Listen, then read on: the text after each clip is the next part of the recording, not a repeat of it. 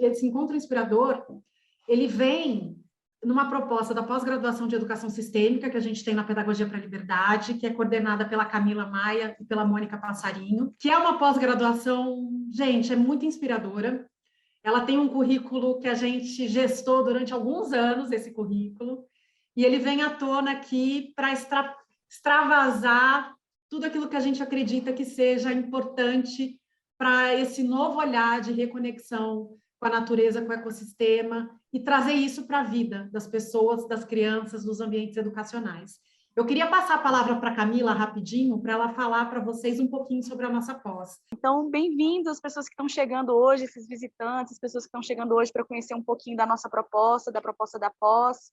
Hoje, celebremente inspirados pelas palavras do professor Carlos Nobre, né, que é uma grande inspiração, uma grande referência mesmo, né, para a gente, para mim, para a Mônica, para a Dani, né, e muito bom receber vocês aqui hoje, poder compartilhar esse momento. A gente navega por vários temas relacionados à educação inspirada na natureza, né? Então, a gente tem a natureza como a nossa mestra, como essa referência que vai nos dizer quais são esses padrões de organização, quais são essas formas como a gente pode inspirar, pode estruturar a educação para que ela seja mais conectada com uma cultura geradora de saúde, né? Para os seres humanos, para a natureza, para todos os sistemas vivos e não vivos, né? Para que a gente possa criar abundância, criar fertilidade, criar vida, né? A partir da educação. Então, sinto que essa é nosso propósito, assim, né? Onde está a nossa bússola, para onde a nossa bússola aponta. E para chegar lá, a gente traz algumas propostas. Uma delas são os encontros mensais, né? Os encontros dos módulos. Então, a gente tem aulas às sextas à noite e os sábados de manhã e à tarde, onde a gente está sincronamente, todo mundo junto, sincronamente, mas remotamente, né? Os encontros são todos virtuais, então isso a gente sente que democratiza, facilita o acesso para que a gente possa receber pessoas de todo o Brasil, né? Para que a gente possa se encontrar, possa polinizar as ideias, né? Trocar. Mas além dos encontros mensais, remotos, a gente tem outras estratégias. Uma delas é a nossa imersão. Então, no primeiro ciclo, essa nossa imersão vai acontecer em setembro, então a gente vai passar 5 dias juntos na Chapada dos Veadeiros, vivenciando uma experiência direta com a natureza, né? Então, vivenciando ali, aprendendo com essa mestra e uns com os outros no corpo a corpo, né? Fortalecendo a nossa comunidade, fortalecendo essa aprendizagem mais sensitiva, envolvendo o corpo, coração e mãos, né? Nesse aprendizado. Além da imersão dos encontros, a gente tem pedagogia por projetos. Então, aprendizagem por projetos é uma das nossas grandes frentes, assim. Então, a gente não acredita só numa troca teórica, em usar a nossa mente cognitiva para entender, né, essa nova forma de fazer educação. A gente quer envolver outros sentidos, e para isso a gente propõe projetos em grupo, projetos em coletivo, essa coisa do trabalho em equipe, da cooperação, da criatividade, da cocriação. Tudo isso a gente procura trabalhar juntos na aprendizagem por projetos. A gente propõe também práticas pessoais. Então, a gente traz uma coisa que convida vocês a trabalharem mais uma perspectiva intrapessoal, né, com algumas propostas de práticas, de observações, né, procurar observar aspectos interpessoais também, as relações. Tudo isso é parte do nosso currículo. No site da Pedagogia para a Liberdade, a gente tem um pouco da história dessa pós-graduação, que é linda, que é inspiradora e que modifica muito, que foi pensada para impactar positivamente. Vocês podem entrar no site e conhecer. E os alunos da Pedagogia para a Liberdade têm algumas vantagens para fazer essa pós, só para deixar aqui o convite para quem quiser conhecer um pouquinho melhor. Bem-vinda, Mônica, professor Carlos Nobre, bem-vindos. Boa noite, meu nome é Mônica Passarinho. Como a Dani já comentou aí, é uma noite de muita alegria para nós, beber da fonte aqui do conhecimento, quando a gente fala dessa questão de mudanças climáticas. Então, estamos recebendo aqui hoje o professor Carlos Nobre, que tem aí seu percurso vinculado ao Instituto de Estudos Avançados da USP e desenvolveu sua carreira no INPE, o Instituto Nacional de Pesquisas Espaciais, aposentado agora, e vem há bastante tempo também alertando a comunidade mundial sobre a questão da savanização da Amazônia. Então, são temas muito importantes e caros para nós nesse momento. E a gente achou muito importante trazer essa temática, porque a questão das mudanças climáticas ainda não ganhou o espaço de importância que precisa no contexto da educação. Então, hoje, gente, tem vários relatórios aí disponíveis na internet para a gente acessar, tanto o IPCC quanto relatórios da Unicef, e eles revelam que quase metade da população infantil global já é atingida pelas mudanças climáticas, e a gente está trazendo esse tema forte no contexto da educação, porque a crise climática ela é uma crise dos direitos das crianças, né? E esse encontro ele vem nos alertar sobre a importância da gente incluir as crianças no centro das ações climáticas, né? E primeiro de tudo, a gente precisa se informar para a gente conseguir criar contextos construtivos para tratar dessas questões com as nossas crianças e adolescentes. Então, vou passar a palavra agora para o professor Carlos Nobre. Muito obrigado, boa noite a todas e a todos. É uma satisfação muito grande poder compartilhar um pouco dessas ideias, o que está acontecendo com o planeta, qual a nossa responsabilidade e o que nós temos que fazer. Eu vou compartilhar a tela, eu tenho uma apresentação aqui de slides, eu vou pular vários, que a apresentação é muito longa, mas vou mostrar os principais. Eu vou cobrir um pouco essa questão da urgência climática e os riscos para o Brasil, principalmente para o Brasil. E eu tenho esse slide inicial aí, da capa, é um pouco para mostrar alguns desses cartoons, relacionando sempre que a crise climática, veja o tamanho dessa onda, é muito maior que a crise da Covid e com a crise da recessão econômica que o mundo está vivendo, e nesse aqui até diz que o colapso da biodiversidade é uma crise ainda maior. Aqui a gente vê a Covid, um tubarão humano aqui, o tubarão pequenininho, a Covid, a crise econômica e depois a crise climática, e aqui também 2 médicos olhando aqui a crise, aqui faltou a palavra, mas eles falam não mais problemas, vencendo a crise da pandemia, dizendo vou ficar feliz quando isso acabar, mas olha o tamanho da crise do risco climático, né? E essa próxima slide é um pouco uma luta de boxe. Aqui esse enorme lutador gigantesco é a mudança climática, o planeta vencendo o coronavírus, o SARS-CoV-19, como nós vencemos, né, de fato. A ciência foi muito rápida, mas o momento mais curto que se desenvolveu uma vacina, várias vacinas, né, levou 1 ano, em menos de 1 ano, e de fato, nós já diminuímos aqui no Brasil, já vacinamos quase 85% dos adultos e crianças acima de 5 anos, e provavelmente essa pandemia vai virar igual uma série de outras epidemias de gripe, influenza, mas isso aqui é o grande desafio, né? As mudanças climáticas trazem um desafio para a humanidade muito maior. Deixa eu começar colocando algumas das conclusões primeiras do relatório do IPCC, a 6ª avaliação do painel intergovernamental de mudanças climáticas, e eu vou muito brevemente mencionar algumas dessas conclusões. As mudanças recentes no clima são generalizadas, rápidas, intensificadas e sem precedentes em pelo menos 6.500 anos. Quer dizer, 6.500 anos nós tivemos um pequeno efeito de um aquecimento, mas sem precedente, pelo menos. Na verdade, muito mais. Nós temos que ir no último período interglacial, que foi há 120 mil anos. Então, elas ocorrem em todo o planeta, elas estão acontecendo numa velocidade muito rápida. Por exemplo, entre uma época glacial e a época não glacial, o pico da glaciação foi 23 mil anos atrás, da última glaciação. E a gente saiu da glaciação 11 mil anos atrás. Então, 10 a 15 mil anos para você aquecer o planeta a 5 graus. A temperatura estava 5 graus mais fria no pico da glaciação. 10 a 15 mil anos. Agora não, agora nós estamos aquecendo o planeta numa velocidade que é 40, 50 vezes mais rápido que esse fenômeno natural de períodos glaciais e interglaciais.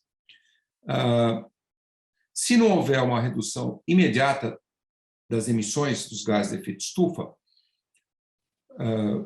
pode se tornar impossível limitar o aquecimento a 1,5 graus. Esse é o limite do Acordo de Paris, da Conferência das Partes da Convenção Climática, em 2015, foi a 21ª Conferência das Partes, falou lá naquela conferência que não podemos deixar o planeta aquecer mais que 2 graus, idealmente 1,5 graus, e na COP26 em Glasgow, em novembro do ano passado, se concluiu que é 1,5 graus. O risco é muito grande se for 2 graus, muito maior. Então, esse é um enorme desafio. Enorme desafio. Vou falar um pouco mais a respeito. E também o relatório conclui que somos nós os responsáveis. Esse aquecimento não tem nada a ver com variabilidade natural, com emissões, por exemplo, emissões de gás carbônico, que é o mais importante gás do efeito estufa, que venha de erupções vulcânicas. Então, quando a gente olha a história do planeta Terra, né, o planeta existe há 4,5, 4,6 bilhões de anos. A vida surgiu no planeta aproximadamente 3,4 bilhões de anos atrás. Quando a gente olha essa história geológica do planeta, nós tivemos períodos, bilhões de anos atrás, que tinham tantas erupções vulcânicas que tinha uma grande quantidade de gás carbônico. Gás carbônico que está no magma, dentro do magma da Terra.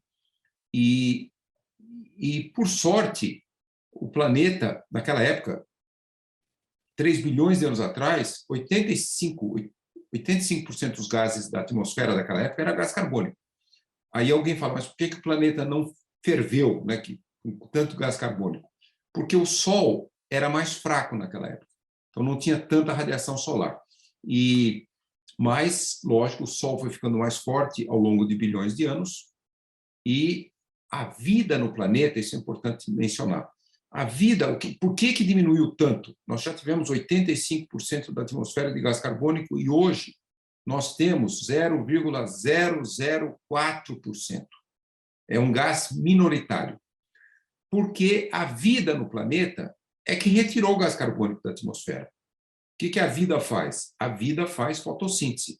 A primeira molécula, o primeiro ser vivo, é uma bactéria chamada cianobactéria, que há 3,4 bilhões de anos atrás, quando ela surgiu nos oceanos, ela tinha essa propriedade físico-química de fazer fotossíntese, né? O nome fotossíntese é uma síntese química formada pela energia do Sol, do fóton.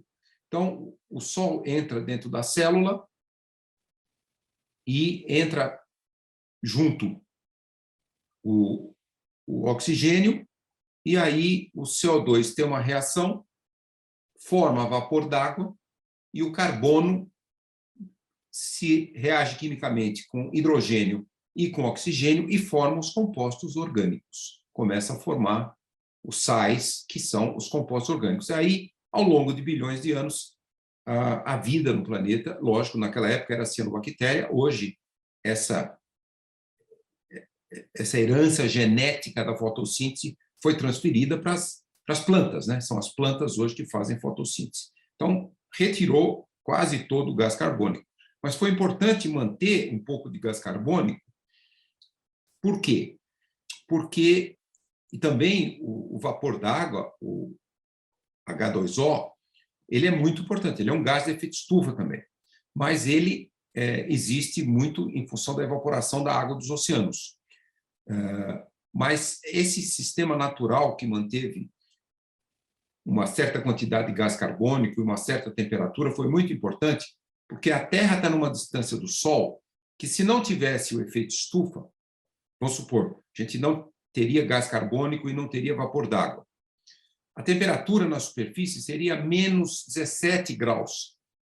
Portanto, todos os oceanos estariam congelados, haveria toda a água que pudesse existir na Terra seria congelada, e a vida, se existisse a vida, ela seria uma vida dentro, lá no fundo dos oceanos, que ainda haveria água lá. Uma vida muito diferente da maneira que ela evoluiu. Então, os gases de efeito estufa, eles foram muito importantes para fazer a temperatura subir 30 graus, e nós temos, antes da ação humana, nós tínhamos a temperatura do planeta, no período interglacial, 14 graus. E, portanto, permitia água líquida. E foi a água líquida que gerou, fundamental para a vida. Então, é indiscutível que essas emissões antropogênicas, que nós, a partir da Revolução Industrial, passamos a queimar combustíveis fósseis, quando você faz a reação química para tirar a energia do carvão, do petróleo e do gás natural, um dos produtos dessas reações químicas, além da energia, é do calor que a reação química faz. Esse calor depois é utilizado dentro de um motor a combustão para mover um veículo, dentro de uma usina termoelétrica para gerar movimento de turbinas que geram eletricidade.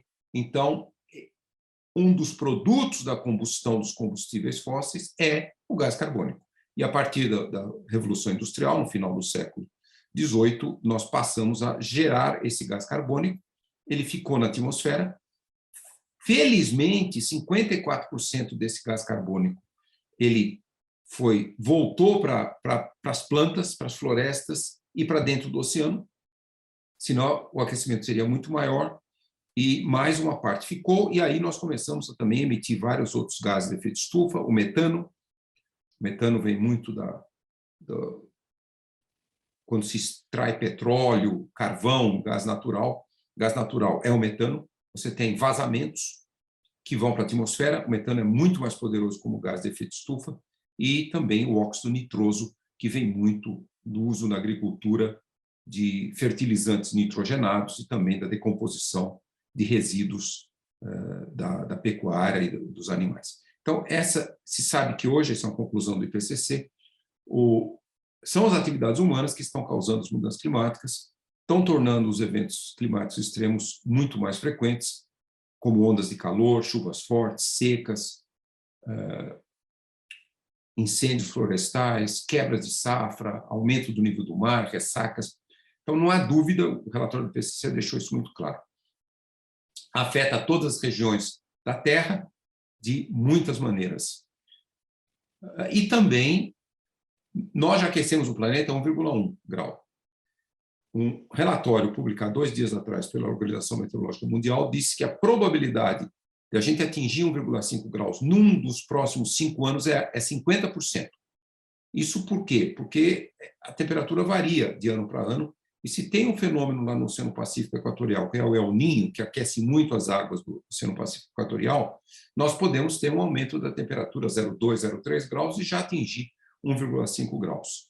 2016 teve um El Niño muito forte, e foi o ano de máximo aquecimento desde que existem medidas de maior aquecimento. E os últimos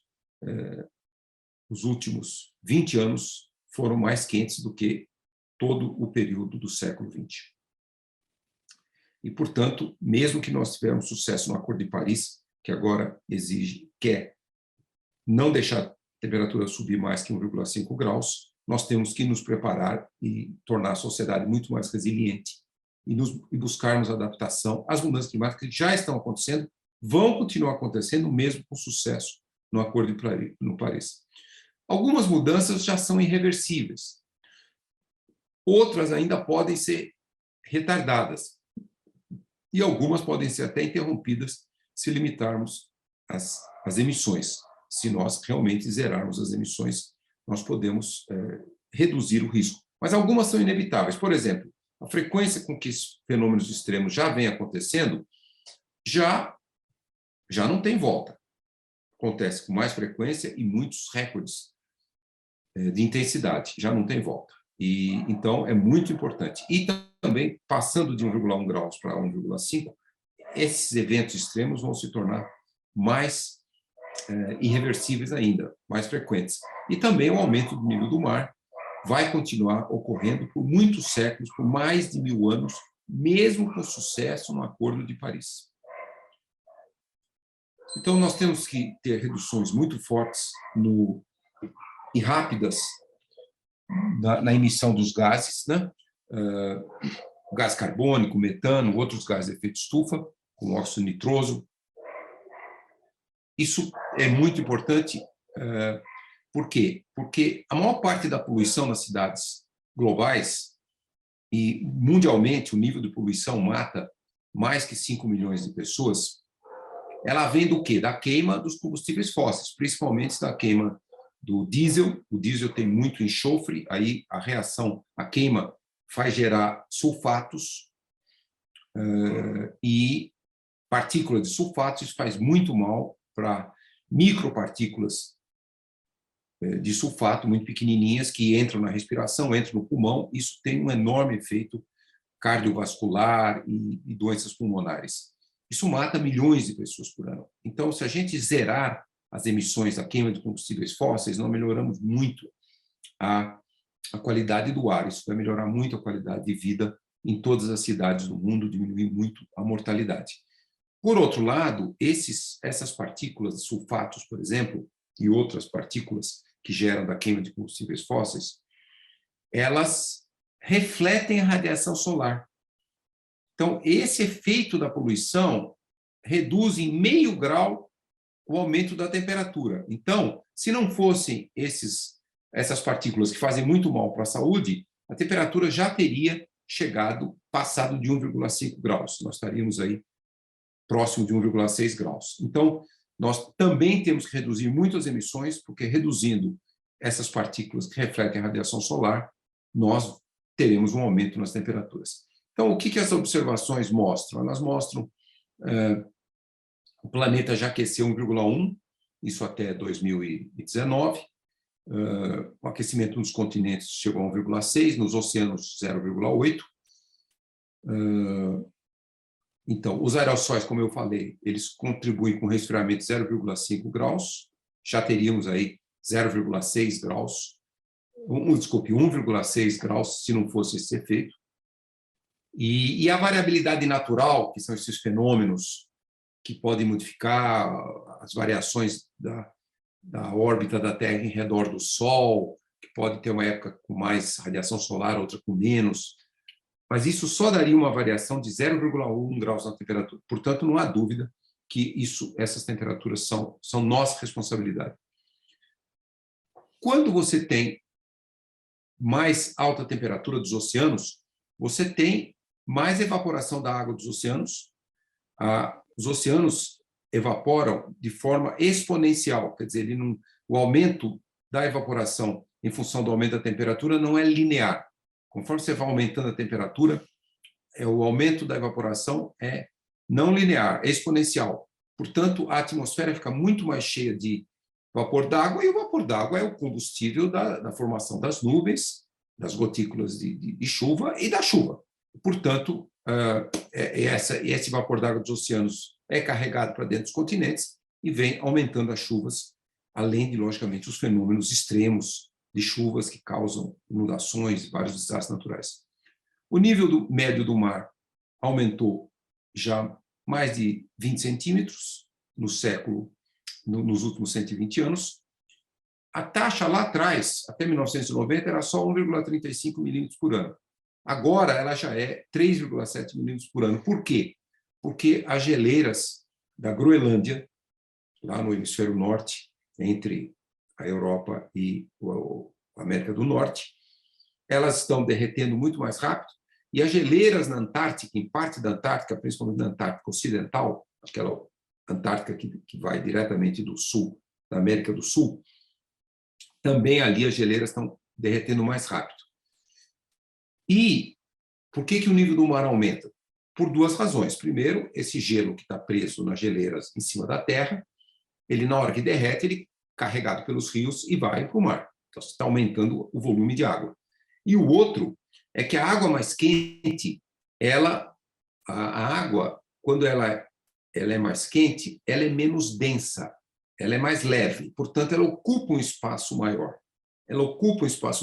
Eu não sei, vários de vocês, professores do ensino fundamental, mas lá atrás, eu não sou jovem, eu tenho 71 anos, mas eu nunca vou me esquecer quando eu estava no ensino fundamental, na década de 50, talvez seria equivalente aí à quarta ou à quinta série hoje, a professora, ela fez um experimento para nós, na nossa frente ali, que era pôr 1 litro de água, não totalmente cheio, aí ela punha em cima do fogão portátil, e aí a gente via que a água subia e chegou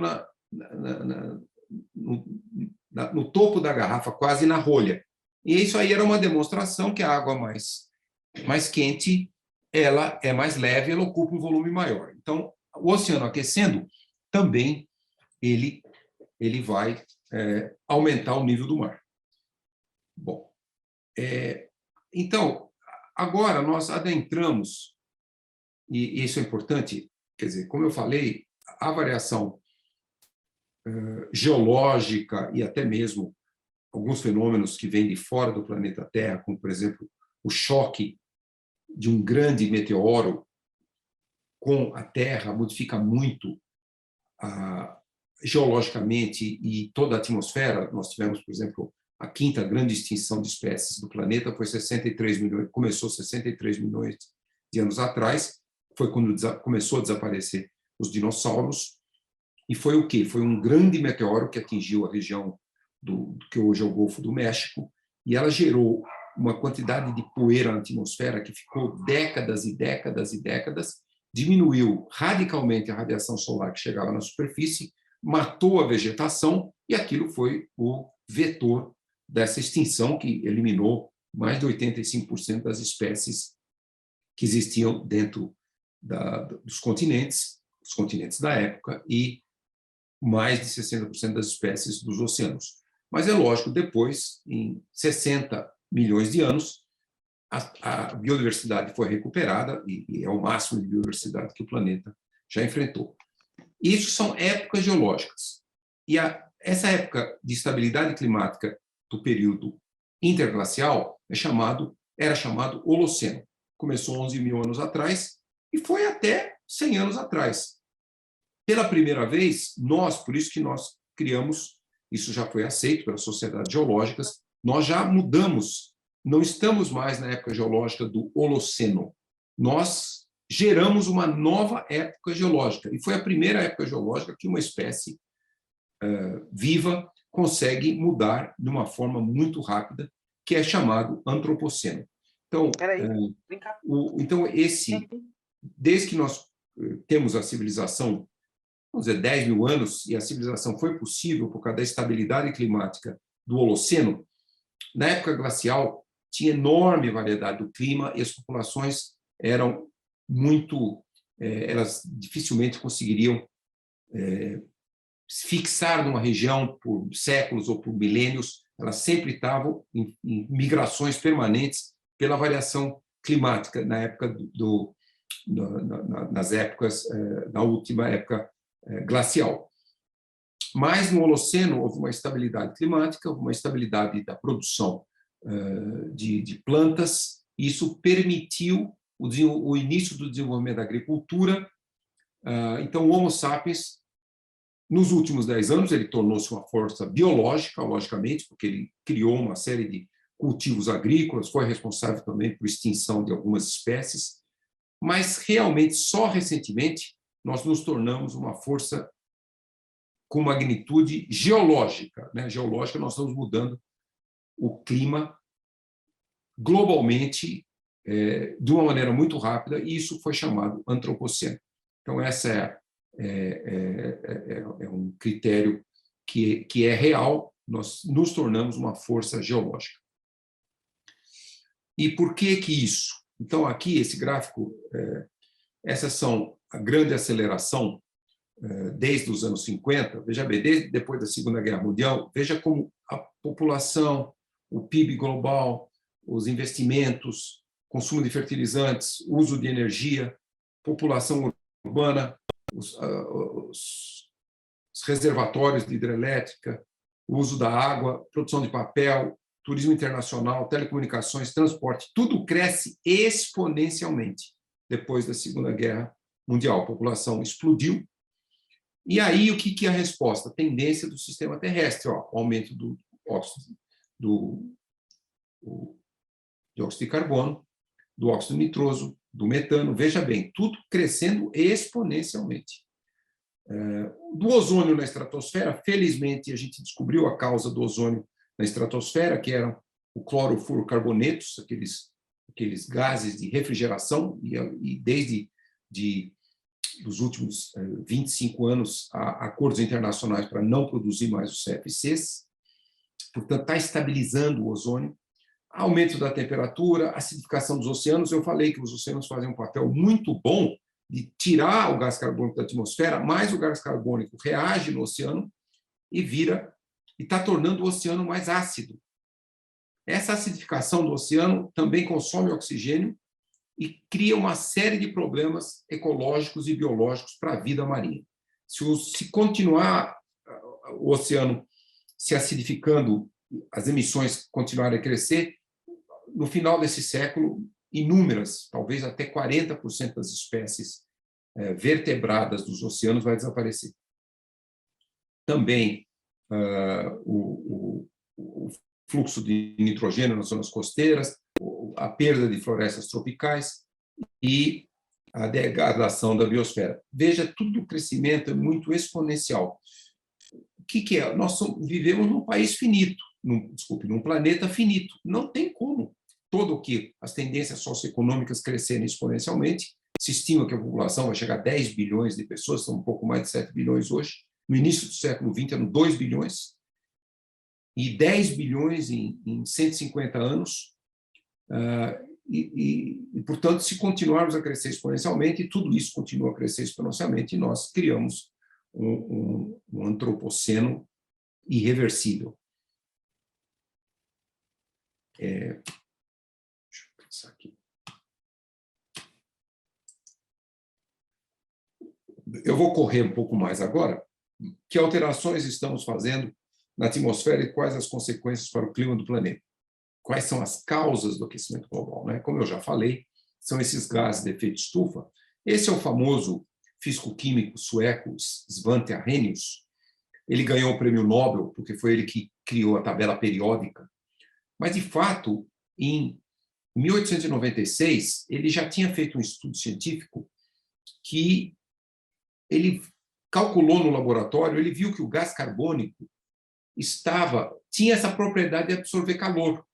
E ele fez um cálculo: se dobrasse a concentração de gás carbônico em relação ao final do século XIX, e ele já se sabia que a queima de combustíveis, queima de planta, queima de floresta, estava aumentando o gás carbônico na atmosfera. Ele falou: olha, a temperatura do planeta sobe 5 graus.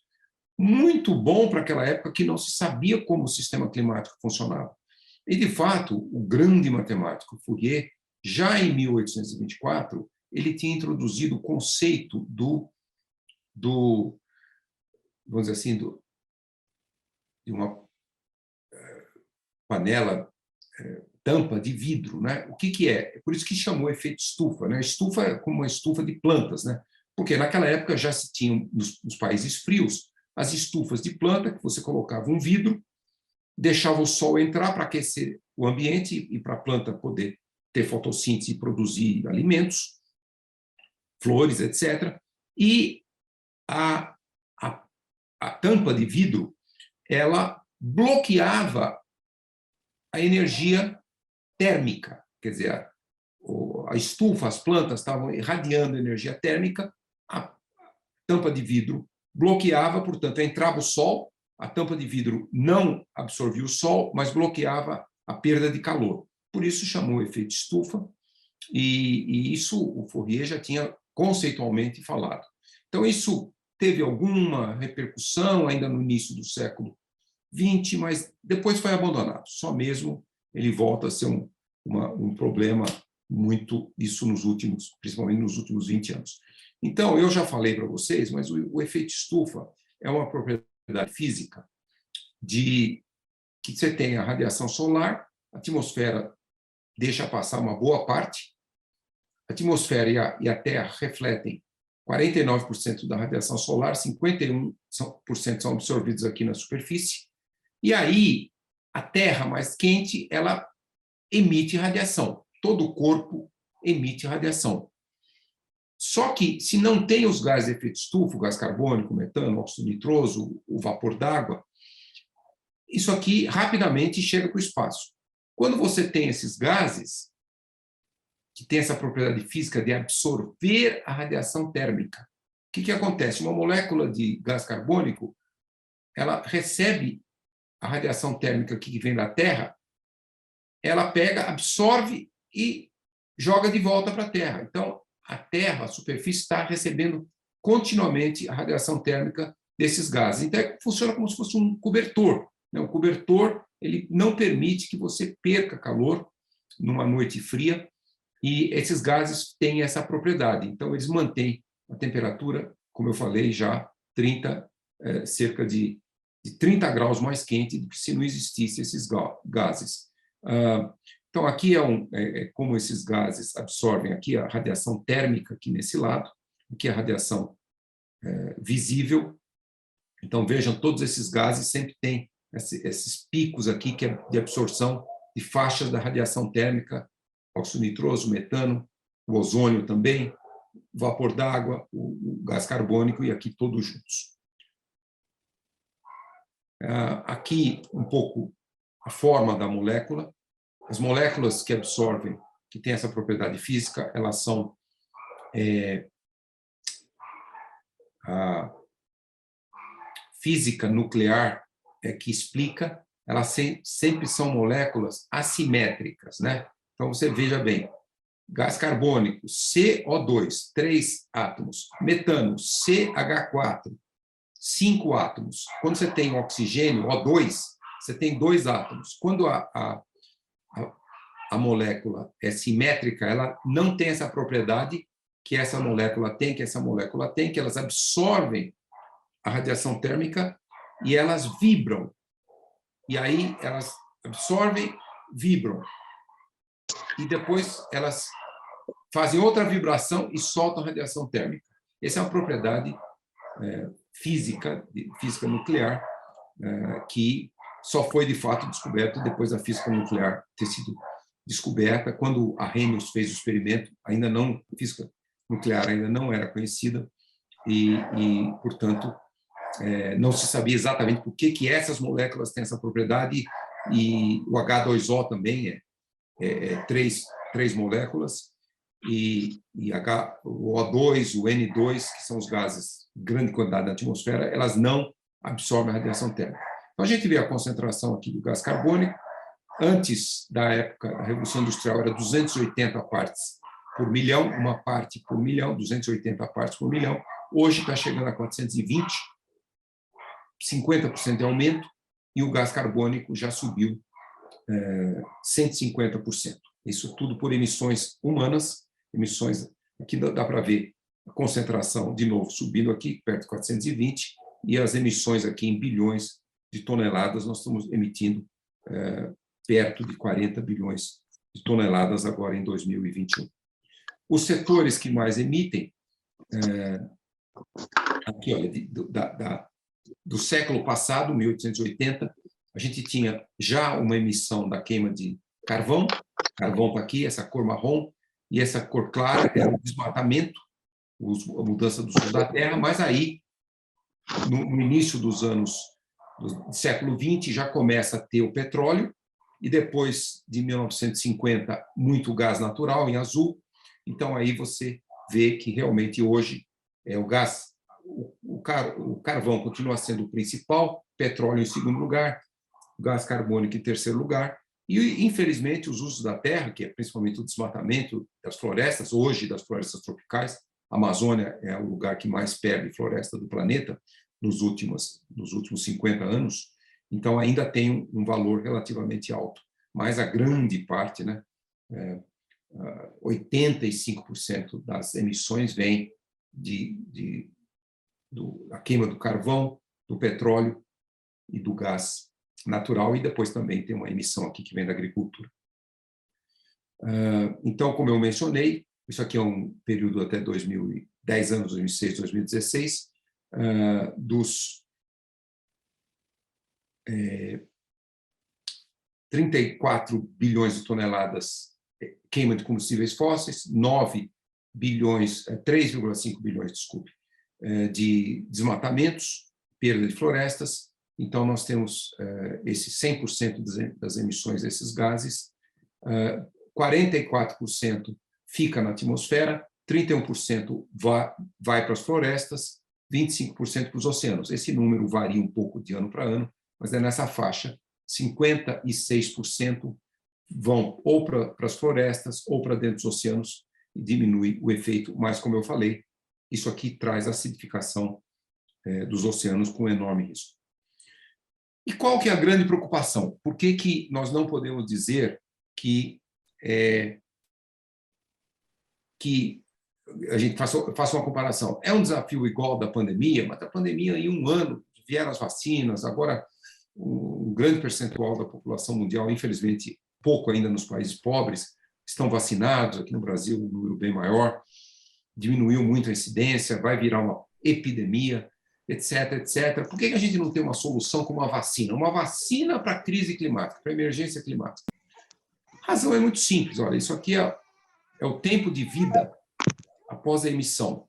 Quando você pega o gás carbônico, aqui, ó, dióxido de carbono amarelo, olha aqui, ó, o tempo de vida é enorme. 50 anos atinge o pico, mas depois o tempo médio de vida do gás carbônico e do óxido nitroso é mais de um século. 20% de todo o gás carbônico que a gente emite estará na atmosfera por mais de 1000 anos. O metano não. O metano, o tempo de vida é curto, entre 9 e 11 anos, e ele cai rapidamente. Mas esse gás que se emite, então, gases que foram emitidos desde a Revolução Industrial, ainda uma percentual está na atmosfera. Não tem solução fácil. Como remover centenas de bilhões de toneladas desses gases da atmosfera, principalmente do gás carbônico, que é o principal gás que está causando o aumento da temperatura. Então, é por isso que não há soluções muito simples, não há soluções tecnológicas. O planeta está esquentando, o clima está mudando, e eu vou rapidamente agora cobrir isso aqui. Aumenta a temperatura global, como eu falei, 1,1 graus até desde da segunda metade do século XIX, e principalmente a maior parte nos últimos 35 anos, e maior aquecimento nas últimas 2 décadas. Nós temos o maior anos quentes nos últimos 20 anos, e 2016 com recorde, e esse ano também tem todos os elementos de ser muito quente. Os oceanos, como eu falei, o aquecimento já chegou até 700 metros, já aqueceu cerca de 0,8 graus. O aquecimento das geleiras está fazendo uma perda de gelo, e a Antártica já perde 127 bilhões de toneladas de gelo por ano. Principalmente esse nível está aumentando mais de 3,5 milímetros. Recuo das geleiras, né? Geleiras até dos Alpes, dos Andes, na África, estão também recuando. E a cobertura de neve, principalmente no hemisfério norte, está reduzindo devido ao aquecimento. O nível do mar já subiu 23 centímetros, o dobro do século passado, como eu mencionei. Esse gelo aqui, flutuante em cima do Oceano Ártico, ele está com enorme declínio também. Se continuarmos... Aqui é a Groenlândia, olha, esse é o gelo, geleiras em cima do continente. Isso derrete e vai para o oceano. Esse gelo está flutuando. Então, quando ele derrete, ele não aumenta o nível do mar, porque ele já está em cima do mar. Mas vai mudar muito a vida marinha se esse gelo desaparecer. São milhões e milhões, dezenas de milhões de anos desde a última vez que não tinha gelo durante o verão do hemisfério norte nessa região. Então, por exemplo, até mesmo o extermínio do urso polar deve ter um risco enorme, porque o urso polar depende das pedras quebradas de gelo para ficar flutuando ali e fazendo caça. Sem esse gelo, o urso polar não consegue caçar, porque ele não consegue ficar nadando dezenas a centenas de quilômetros todos os dias.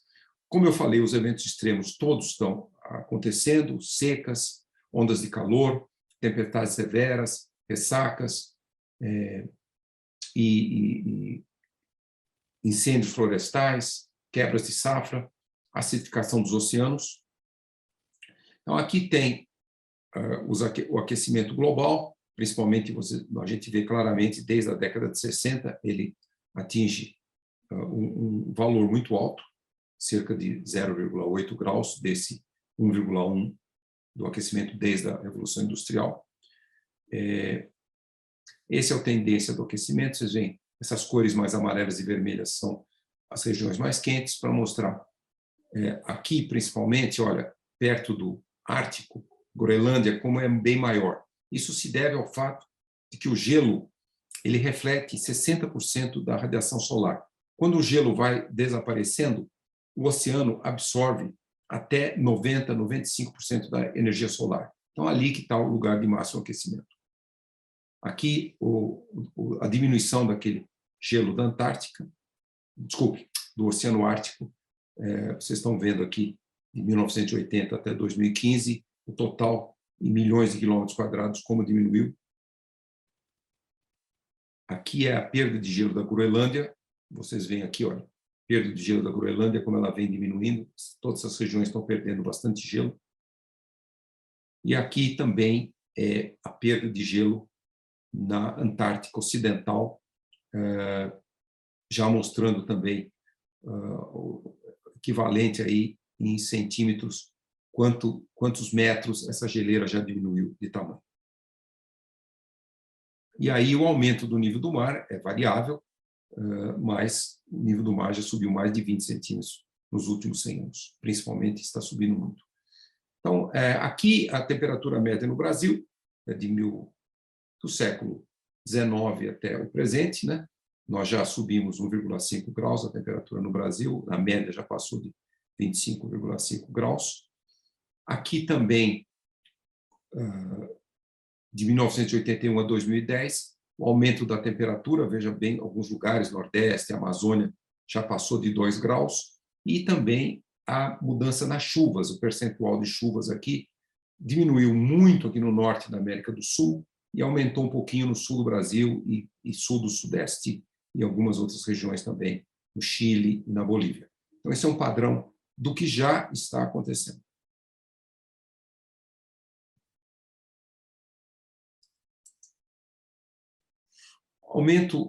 Esse aumento também causa o aumento da temperatura e da precipitação no Brasil. Isso é só para mostrar o impacto de desastres naturais. Veja bem, esse aqui, olha, essa cor, terremotos, tsunamis, vulcões. Veja que de 1980 não tem variação. Tem um ano que tem mais, um ano que tem menos. Mas veja bem os eventos aqui, principalmente inundações e deslizamentos de encosta aqui nessa cor. Veja como aumentou de 1980, mais que dobrou em menos de 40 anos. Também os eventos associados com ondas de calor, secas e incêndios de vegetação, essa cor aqui escura, como era pouco na década de 80, como hoje já é muito maior.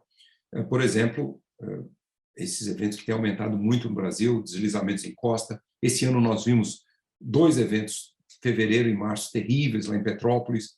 Vimos o evento de deslizamentos na região de Angra dos Reis, Paraty, Ubatuba, agora em abril. Os eventos de inundações no sul da Bahia, em grande parte de Minas Gerais, na grande região metropolitana de São Paulo, com deslizamentos. Então, esse aumento é muito grande de chuvas intensas. E aqui, por exemplo, dias quentes.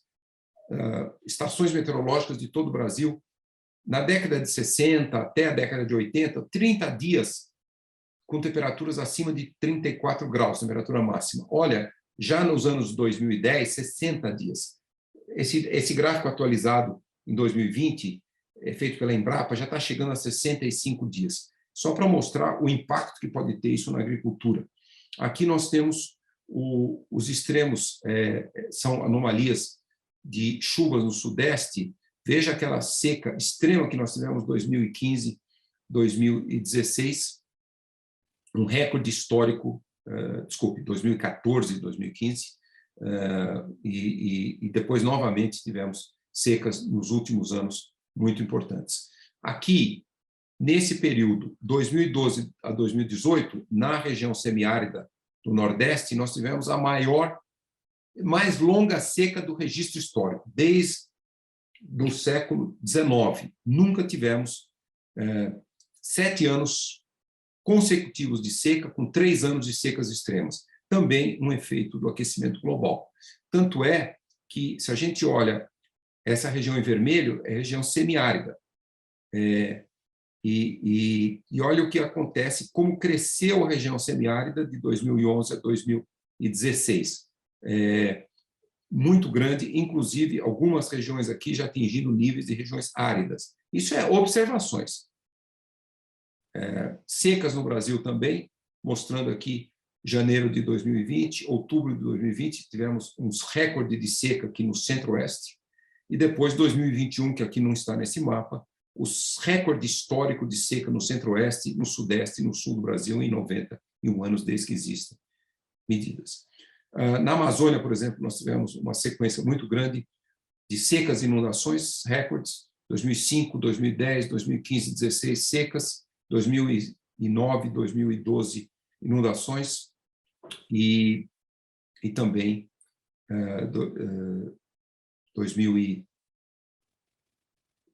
depois de 2020 tivemos uma nova seca, e 2021 um recorde de chuvas. Isso é totalmente relacionado com esses fenômenos. Também no sul do Brasil nós temos os chamados ciclones subtropicais muito intensos, que causam inúmeros desastres naturais. Tivemos um muito forte no ano passado em Santa Catarina, e na última semana tivemos um segundo. Esse também tem a ver com a intensidade com o aquecimento global. Projeções para o futuro, isso vem do relatório do IPCC. Então, a gente vê aqui, se a gente conseguir atingir o Acordo de Paris, 1,5 graus em relação à média de 1850 e 1900, então, aqui no Brasil, olha como é o Brasil, essa região um pouco mais quente, teria aí 2 graus a 2,5, mas a maior parte do Brasil entre 1,5 e 2. Por outro lado, se a gente não conseguir controlar as emissões e a temperatura subir 4 graus, olha aqui a temperatura no Brasil, principalmente na Amazônia, no centro-oeste, nós estamos falando aí entre 5 e 7 e 6 graus e meio, em todo o Brasil, com exceção um pouco da costa, com temperaturas aí entre 4 graus e meio e 5. Um outro país, um outro planeta, se nós não conseguirmos controlar. E, em termos de chuva, com 1,5 graus, a gente tem uma diminuição das chuvas praticamente em toda a América do Sul tropical, em praticamente toda a Amazônia, centro-oeste, grande parte do Nordeste, na faixa aí de 0 a 10% em relação ao final do século XIX. Com 4 graus, essa chuva chega a 20% de diminuição e um pequeno aumento das chuvas aqui no sul, no centro, no sudeste, vamos dizer assim, da América do Sul, sul do Brasil e o sul da região sudeste, um pequeno aumento. Esse é o cenário que muda muito o potencial. Se a gente junta essa diminuição das chuvas aqui com 4 graus, com o aumento da temperatura, toda essa região perde a sua capacidade agrícola como nós temos hoje. As emissões observadas de cenários futuros, então, para ficar em 2 graus, nós precisamos ter um cenário, veja aqui, ó, emissão de milhões de toneladas de CO2 equivalente por ano, quando coloca todos os gases junto com CO2, metano, e a gente vê um cenário de baixas emissões, é esse. Nós temos que ir reduzindo as emissões imediatamente e tornarmos as emissões negativas, retirarmos gás carbônico da atmosfera. E o Acordo de Paris diz que nós temos que reduzir em 50% as emissões até 2030 e depois zerar as emissões até 2050. Não é bem esse gráfico aqui, é um outro gráfico. Então, isso aqui eu já mostrei, esses resultados. Deixa eu pular um pouco aqui. Então, esses são alguns cenários futuros aqui para o Brasil. um aumento muito grande da temperatura, como eu mostrei para vocês aqui, um zoom no Brasil, Centro-Oeste, Amazônia, 6, 7 graus de aumento da temperatura e diminuição grande da chuva em grande parte do Brasil e aumento no sul do Sudeste e na região sul. E um outro dado muito preocupante, esse aqui são eventos extremos de ondas de calor e secas acontecendo juntos. Então, para 3 graus, se a temperatura subir 3 graus, olha como o número de eventos em 20 anos chega a ser 6 a 8 eventos de ondas de calor e seca no mesmo ano, ou no mesmo mês, ou na mesma semana. Veja como aumenta o risco. E olha, é a região do planeta com o maior risco, o norte da América do Sul. Esses são resultados científicos muito sólidos e muito preocupantes, que é nessa região norte da América do Sul, nordeste do Brasil, centro-oeste e Amazônia, que vai sofrer o maior risco de eventos extremos de ondas de calor e agora eu quero me dedicar um pouco, avançar um pouco, a limites absolutos de adaptação às mudanças climáticas. Por que eu quero dizer limites absolutos? Porque uns 20 anos atrás, tinham muitos setores econômicos, o setor do combustível fóssil, por exemplo, o setor do agronegócio, que dizia, olha, não tem problema a gente aumentar as emissões, nós não podemos mudar o padrão socioeconômico, nós precisamos de muita energia, precisamos de continuar queimando combustíveis fósseis, agricultura, e, portanto, vamos buscar soluções de adaptação. A gente sempre vai conseguir essas soluções de adaptação. Então, a pergunta que se faz reversa é: há limites absolutos de adaptação? Se a resposta for sim, então não tem jeito, nós não podemos continuar com as emissões no padrão que elas vêm tendo no último século, principalmente nas últimas décadas. Então, a questão muito é, utilizando o nosso principal equipamento evolutivo, o cérebro humano, podemos nos adaptar a qualquer grau de mudanças climáticas? E essa percepção de risco, né, ela varia muito, varia geograficamente e varia também temporalmente, né? Então, é importante analisar nesse ponto de vista. Vamos começar com o nível do mar. Há limites para adaptação com relação a essa possível elevação? Olha, isso é o nível do mar que já aumentou, né? Como eu falei para vocês, nos últimos 20 anos. A taxa está 3,5 milímetros por ano, como eu mencionei. Isso aqui é um cenário de aumento do nível do mar na região costeira de Miami. Se o nível do mar subir se a temperatura subir 2 graus, que é a primeira meta lá do Acordo de Paris 2015, agora está 1,5 graus, mas 2 graus, olha só, 60% da Flórida vai ficar embaixo do nível do mar.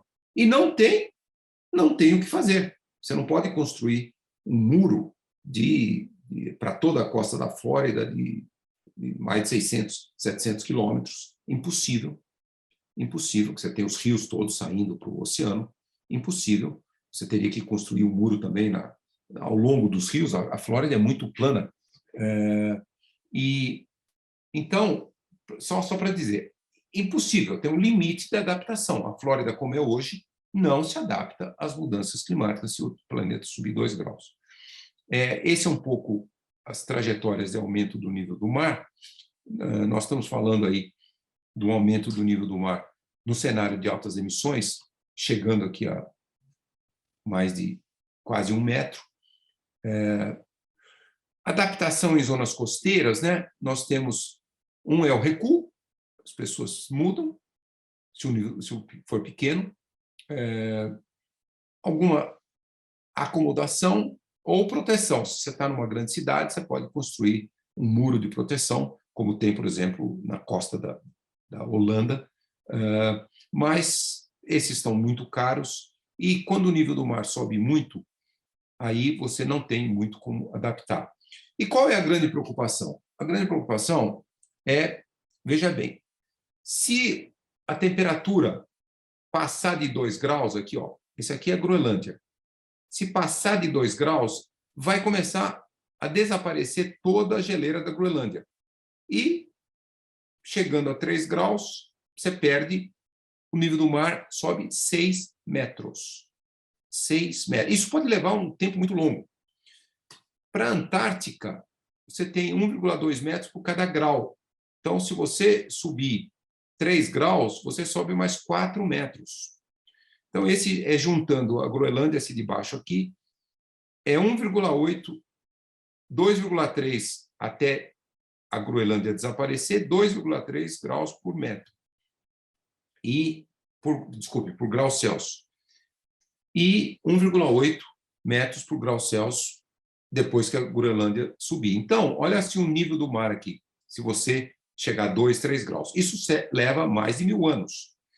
E o que o relatório do IPCC mostrou? Esse último relatório. Porque ele avaliou muito mais o risco do derretimento das geleiras. Ser muito mais rápido, elas estão em muito mais risco do que nós tínhamos antes. Esse aqui é a quinta avaliação do IPCC, 2013 e 2014. O de 2021, 2022, mostrou que, mesmo com 1,5 graus, Acordo de Paris, o enorme desafio. Sabe quanto vai aumentar o nível do mar em média? 3 metros. Vai levar mais de 1000 anos, mas 3 metros. Pode elevar 1,5 metro, 2 metros em 300 a 500 anos. E se a temperatura subir 2 graus, vai aumentar 6 metros. Portanto, Rio de Janeiro, Florianópolis, Recife, Salvador, até mesmo Porto Alegre, que está distante lá no Rio Guaíba, do oceano até ali, haveria um impacto. Então, por exemplo, com o nível do mar subindo, por exemplo, 1,5 graus em 1000 anos, ele sobe talvez perto de 3 metros. 25% a 30% da população do Rio de Janeiro terá que ser removida. Então, é limite absoluto. Aqui são as regiões de alta vulnerabilidade, exposição, né? A gente vê aí todas essas regiões, Fortaleza, também Maranhão, Recife, Salvador, Vitória, Rio de Janeiro. Rio de Janeiro aqui, todas essas regiões, o vermelho é o alto risco, que são regiões muito próximas. Nessa região aqui do Rio de Janeiro, vivem mais de 500 mil pessoas, Jacarepaguá, a meio metro do nível do mar. Então, essas pessoas todas essas pessoas, pelo menos nessas cores mais vermelhas, teriam que ser, são alguns milhões de pessoas teriam que ser transferidas. Há limites para a agricultura. Então, eu queria também mencionar isso para vocês. Há limites. Por quê? Vamos olhar aqui a temperatura máxima tolerável para existência de folhas, de brotos, de raízes, e o limite letal que mata a árvore. Para 3 espécies, arroz, trigo e milho. Então, veja bem, se você não tem brotos, né, você não tem como ter a produção de grãos. Então, olha aqui, o arroz é 38 graus, o milho é um pouquinho mais, 39 graus, já o trigo é bem mais baixo, o limite letal total aqui, um pouco acima de 40 graus. Naqueles cenários que eu mostrei para o Brasil, de altas emissões, se a temperatura passar de 4 graus de aumento, Centro-Oeste, Nordeste e Amazônia, todos vão estar aqui, nesses limites aqui. Não haverá mais agricultura ali. Só durante a noite, mas durante a noite não tem que ter agricultura porque não tem sol para fazer a fotossíntese. Durante o dia, todas as temperaturas estarão acima desses limites e não há adaptação. Por quê? Porque a fotossíntese dentro da célula, do estômago das folhas, ela não ocorre, a reação química não ocorre quando a temperatura do ar ali dentro do estômago passa de 43 graus. Portanto, não havendo fotossíntese, não há nenhuma produção. É por isso que plantas de deserto, onde a temperatura, principalmente no verão, sempre passa de 45 graus, ali só tem fotossíntese no início do dia e no final do dia, mas se torna impossível a produção agrícola. Esse é um estudo da Embrapa, mostrando as temperaturas máximas aqui que haveriam para essas milho, arroz, girassol, algodão, batata, café, trigo, mostrando essas regiões todas, a temperatura máxima passaria de 35 graus em cenário de altas emissões, temperatura chegaria a 3 graus até o final do século. Então, o que eu queria dizer? Então, há limite absoluto para a agricultura? Sim.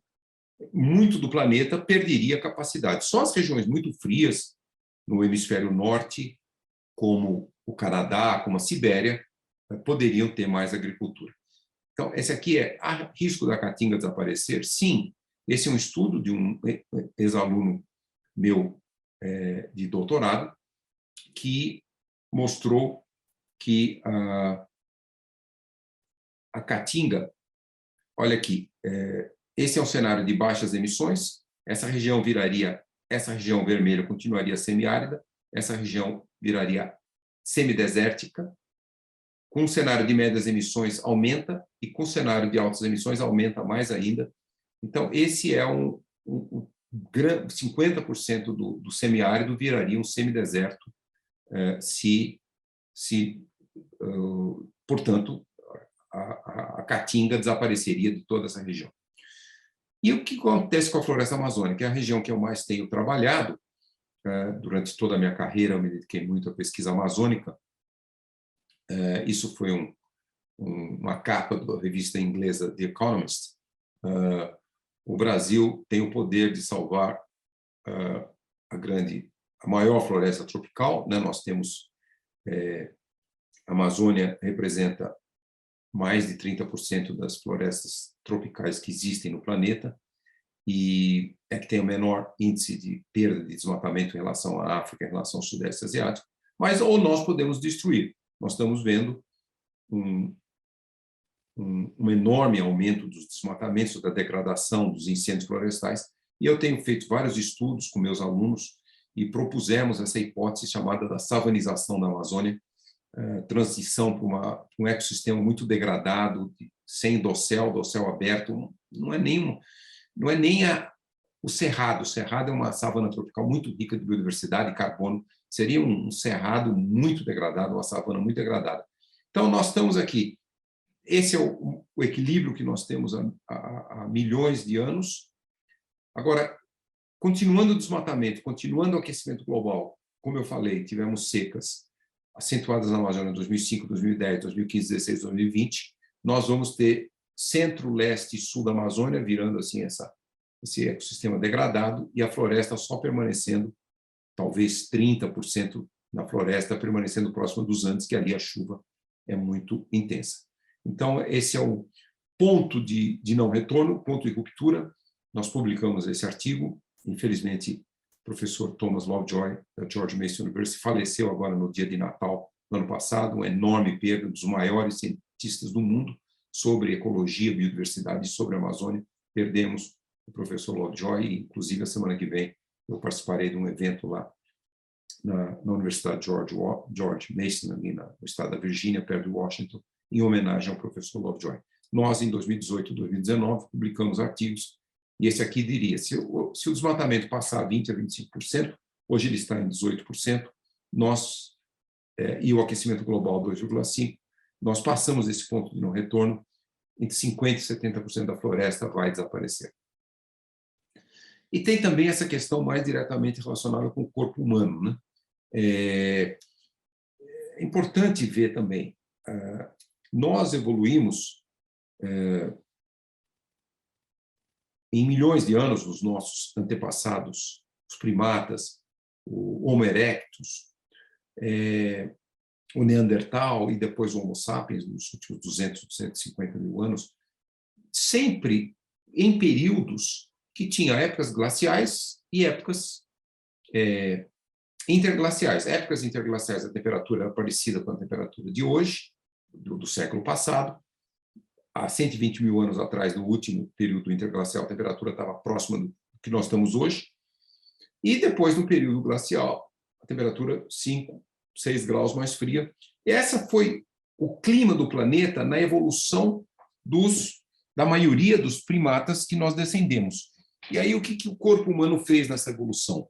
Ele manteve um equilíbrio, uma maneira de responder. A temperatura da nossa pele é 35 graus. Então, se está muito quente e a gente queima açúcares dentro do corpo para gerar toda a energia que nós precisamos para manter essa temperatura e para toda a energia cinética do corpo humano, e nós geramos calor e o corpo tem que perder esse calor. E como que ele perde calor? De duas maneiras. Se a temperatura do ar está bem mais fria que 35 graus, a nossa pele irradia, ela está irradiando calor para fora. Se a temperatura estiver mais alta, o nosso corpo perde como? Transpiração. A água vem pelos poros para a superfície da pele e ela, para evaporar da superfície, ela pega calor do corpo. Então, ela usa aquele calor para transformar a fase líquida da água para a fase gasosa do vapor. E aí, na hora que a gente transpira, nós estamos esfriando o corpo. Esses são mecanismos de evolução genética nos últimos milhões de anos, nos espécies que nos antecederam de primatas e principalmente na nossa espécie. Então, nós não temos uma evolução biológica, genética, por exemplo, se a temperatura subir muito e se a umidade subir muito. Então, olha aqui, esse aqui é do New York Times, do ano passado. Hoje, 1% do mundo é muito difícil viver, que é essa região do deserto do Saara. Aqui a temperatura é muito alta e ela ultrapassaria. Qual é esse limite? Vamos supor que a temperatura do ar seja acima de 35 graus e a umidade do ar seja... O ar está quase saturado. A umidade relativa, como nós chamamos de umidade relativa, é perto de 100%. Por que isso causa um limite humano? Se a temperatura do ar estiver acima de 35 graus, é o ar que joga calor para o nosso corpo, né? Porque nós não conseguimos perder que a nossa temperatura está menor que a temperatura do ar. E se a umidade relativa o ar estiver saturado, se a água sai na pele, a gente não consegue evaporar, porque o ar já está saturado de vapor. Então, esse é um limite. Essa região aqui, ela já tem uma temperatura tão alta, apesar de ser deserto, a umidade ser muito baixa, mas ali já o corpo humano já chega perto do seu limite. Por isso que todos os habitantes dessa região, historicamente, em milhares de anos, a gente só via que eles só caminhavam no deserto à noite e muito cedo de manhã e muito no fim da tarde, porque não tinha condição do corpo humano sobreviver no meio do dia. Ora, assim, 2070, olha aqui o que aconteceria se as emissões continuarem aumentando. Toda essa região fica inabitável. Olha aqui, olha assim, América do Sul, América Central, inabitável. As temperaturas e as umidades seriam tão grandes que nós, humanos, não poderíamos ficar fora, no ambiente externo, teríamos que estar sempre em ar-condicionado, é praticamente impossível viver num clima desses. Então, esse é um estudo que foi feito. Se a temperatura subisse muito, como aquele eu mostrei, essa região seria inabitável. E aqui tem, se a temperatura é 35 graus, umidade relativa 100%. Se a temperatura é 43 graus, umidade relativa 58,6%. Então, esses são limites. O que eu tinha falado, é possível nos adaptarmos? Não, há limites absolutos. Nós não conseguimos nos adaptarmos. E, por exemplo, se as emissões forem muito altas, olha aqui, os dias que essa temperatura e umidade atingiriam esses limites humanos, passaria de 300 dias por ano aqui, olha, em toda essa parte aqui, mesmo no sul, no centro-leste, teríamos mais de 50, 100 dias em que a temperatura e a umidade ultrapassariam esse limite em algumas horas por dia durante o verão. Deixa eu pular isso aqui. Esse aqui é um estudo recente que nós publicamos com a Beatriz Oliveira, da Fiocruz, que mostra que toda essa região, se a gente olhar a Amazônia, a gente olha o aquecimento global, um cenário de médias emissões. Então, essa região seria praticamente inabitável, passaria esses limites, e também o desmatamento da Amazônia, que a gente chama a savanização da Amazônia, ela aumenta muito a temperatura. Então, se a gente junta para a Amazônia o desmatamento e a mudança climática, o aquecimento global, de até 11 graus num cenário de altas emissões e desmatamento. Quer dizer, impossível viver nessa região. Bom, estou caminhando para o fim. Aqui é só para dizer a probabilidade de eventos extremos. Desde 1850 a 1900, veja bem, ondas de calor, aqui, ondas de calor já aumentaram 2,8 vezes, e se a temperatura ficar em 1,5 graus, 4,1 vezes mais ondas de calor do que no século XIX. E se 4 graus, 10 vezes quase.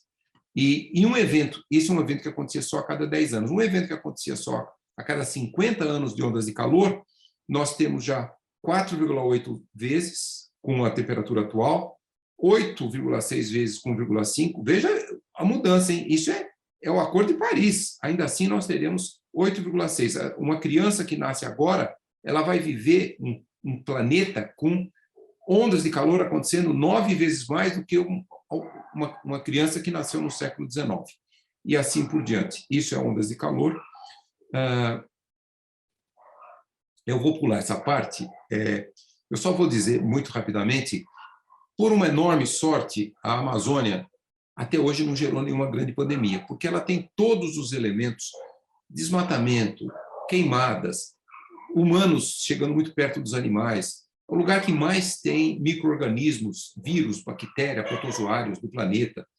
Mas até hoje a Amazônia nunca gerou uma pandemia como HIV, como AIDS, como Covid, etc. Então, é um mistério, mas o risco é muito grande. Eu vou pular essa parte, que é uma parte que teria muito tempo para cobrir.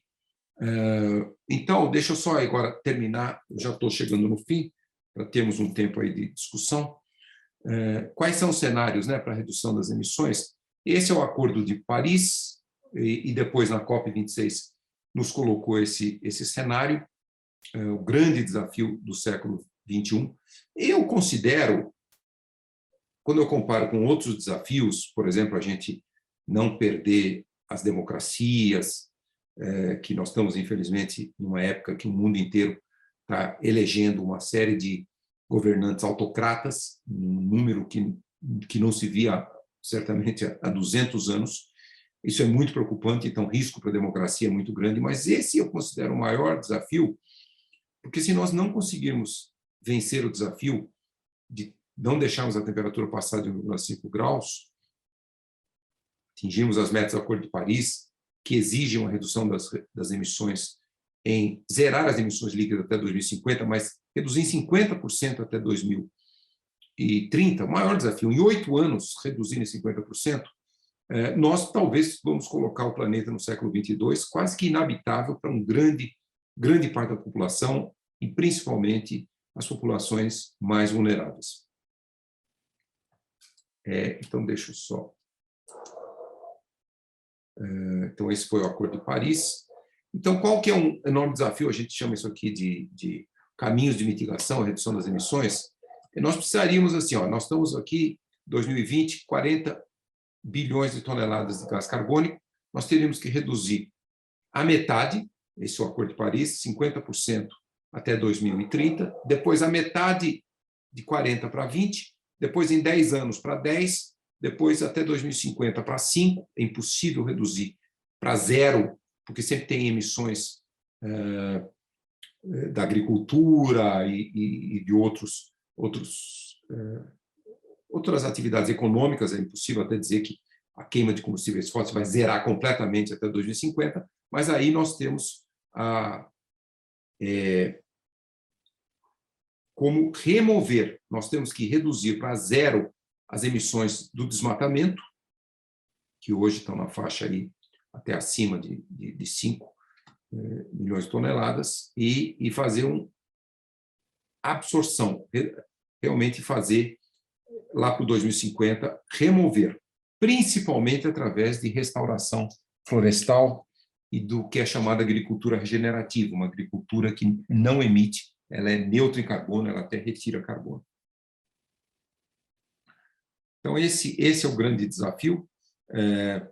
Hoje, esses 54% são os sumidouros de carbono do oceano, e verde aqui das florestas, mas com o aquecimento global isso vai diminuir. Então, nós temos que retirar essa grande quantidade. Então, há duas ideias que estão sendo discutidas. Uma é a restauração florestal, retirando aí perto de mais de 5 bilhões de toneladas por ano. E outro, em muita discussão, é o chamado captura e armazenamento de carbono por uma bioeconomia, né? Quer dizer, você tem uma termoelétrica que queima material orgânico. Então, na hora que a planta, por exemplo, milho, trigo e outras coisas, na hora que a planta cresce, ela está absorvendo gás carbônico da atmosfera, aí você vai na termoelétrica, queima essa planta, esse material orgânico, gera eletricidade, mas não deixa o gás carbônico voltar para a atmosfera. Você canaliza, leva e enterra esse gás carbônico num poço abandonado, num poço usado de petróleo e outros poços, e aquilo tem que ficar preso para sempre. Então, isso são... deixa eu pular isso aqui. Vocês viram... eu sou da cidade de São Paulo, nasci na cidade de São Paulo, vivi na cidade de São Paulo na década de 50 e 60, até 1970, quando vim para São José dos Campos, estudei no ITA. Mas, olha, o começo da pandemia mostrou São Paulo que eu não conseguia lembrar nem na minha infância, porque houve uma diminuição muito grande da poluição pela diminuição do transporte urbano naquela fase do lockdown. Então, a poluição caiu até 53% durante aquele período inicial do lockdown, abril e maio de 2020. Então, eu vou terminar aqui dizendo os planos do Brasil, né? Até 2030, nós teríamos que reduzir em 50%, olha, a média atual, cerca de 8 a 8,5 toneladas de CO2 per capita, cada brasileiro, vamos dizer assim, per capita. Nós estamos emitindo quase 1,6, 1,8 bilhões de toneladas, e nós teríamos que reduzir para 4 per capita 50%, 40% a 50% de redução. Aí tem a restauração, o plano brasileiro de metas do Acordo de Paris, chamados metas voluntárias de redução, NDCs em inglês, restaurar 12 milhões de hectares, redução do desmatamento, emissões líquidas nulas e mudança do uso da terra, quer dizer, você inverte, e a maior parte dessas emissões brasileiras chegaria em 2030 cerca de 1 bilhão, se concentraria na agricultura e geração de energia. Usos da terra, que hoje respondem por cerca de 50% das emissões brasileiras, o desmatamento, as queimadas, a degradação, geraria e as florestas passariam a ser restauradas. E, deixa eu pular isso aqui. O limite para 1,5, então até 2050, emissões líquidas zero, 100% de energia limpa e renovável. O Brasil é um dos países que tem o maior potencial de energia, está crescendo muito eólica, mas ainda assim um percentual menor, também temos hidrelétrica, e até 2050, até 2100, emissões negativas. Uma agricultura neutra em carbono, emissões negativas a partir do uso da terra, quer dizer, restauração florestal, uma agricultura regenerativa e neutra em carbono, e o Brasil tem que zerar, quer dizer, o combustível fóssil do pré-sal tem que ficar enterrado lá para sempre. Nada simples, um enorme desafio. Considerações finais, só quero lembrar um pouquinho aqui, o Laudato Si, a encíclica papal, 2015, um urgente apelo por um novo diálogo sobre o que estamos moldando o futuro, como estamos moldando o futuro do nosso planeta. Necessitamos um diálogo que inclua a todos, porque o desafio ambiental que estamos vivendo e suas raízes humanas preocupa e afeta todos nós. Foi a primeira vez que a Igreja Católica, em sua história, manifesta uma preocupação muito grande com o futuro do planeta nessa questão ambiental. Também os 17 Objetivos de Desenvolvimento Sustentável adotados pela ONU, que teríamos que atingir até 2030, o objetivo 13 é a ação contra a mudança climática, mas ele é relacionado com todos os outros, com a erradicação da pobreza, da fome, agricultura sustentável, saúde e bem-estar da população, água e saneamentos, redução das desigualdades, a indústria e inovação, consumo e produção responsáveis e sustentáveis é essencial, cidades e comunidades sustentáveis, a vida na água, a vida terrestre e chegarmos a um planeta realmente em paz. Infelizmente, nós estamos numa situação terrível agora, com a guerra na Ucrânia, que parece muito difícil olhar e enxergar que até 2030 atingiremos todos os objetivos. E esse é o meu slide quase final, é o final. O Brasil deve manter-se com altivez no protagonismo conquistado arduamente nos últimos 30 anos. De fato, essa conclusão aqui eu escrevi em 2018. O Brasil deixou de ser um protagonista ambiental, que nós adquirimos a partir de 10 anos atrás, quando reduzimos muito o desmatamento da Amazônia, e nos tornamos um páreo ambiental nos últimos anos. Né? É enorme, é o país que mais desmata, 40% do desmatamento das florestas tropicais em 2021 foi o Brasil, um crescimento do desmatamento, da degradação dos incêndios florestais, recordes de incêndio no Pantanal, no Cerrado, na Amazônia. Então, realmente, nós temos que voltar a exercer esse protagonismo, zerando os desmatamentos, a degradação, os incêndios. Isso tem que ser feito imediatamente. Deve implementar suas metas de reduzir as emissões até 2030. O Brasil é um dos países mais desafiados, mas também é um dos países que mais pode conseguir, porque nós temos uma matriz energética mais limpa.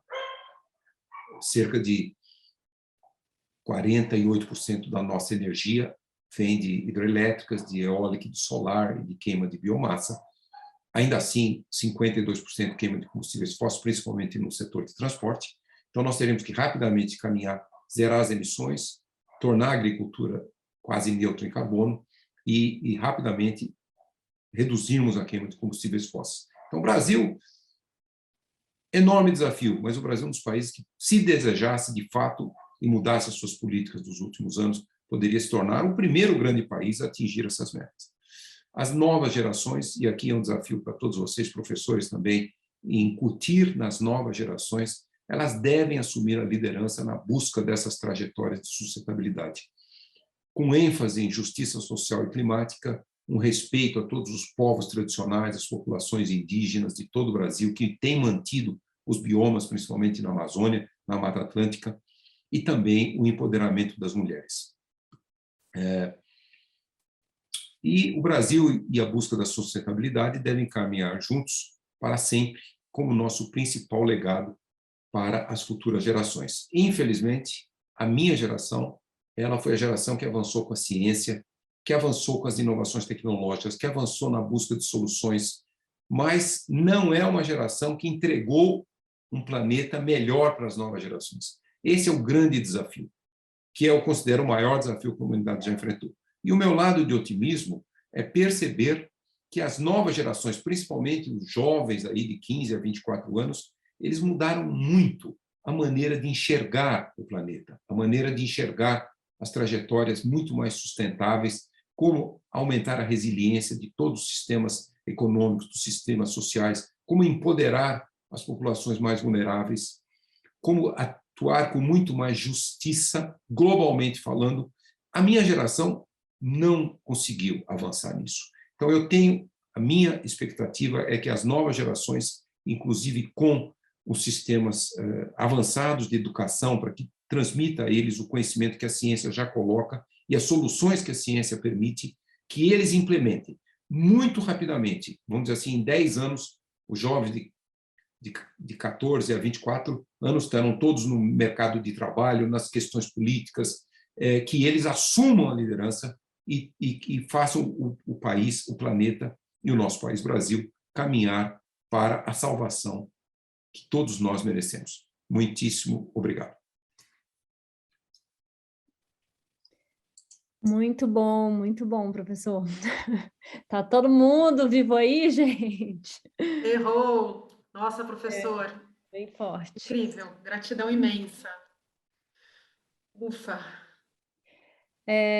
Tiveram vários comentários, várias perguntas durante sua fala, vários comentários aqui das pessoas reconhecendo, né, esse lugar aqui que é receber o senhor para a gente falar sobre esse tema. e a gente tem aí pouco mais de 15 minutos. Vieram várias perguntas, eu e Camila tentamos dar uma agrupada aqui, não vai dar para a gente ir exatamente pergunta por pergunta, mas vamos ver se a gente consegue tocar em 3 aqui. A primeira delas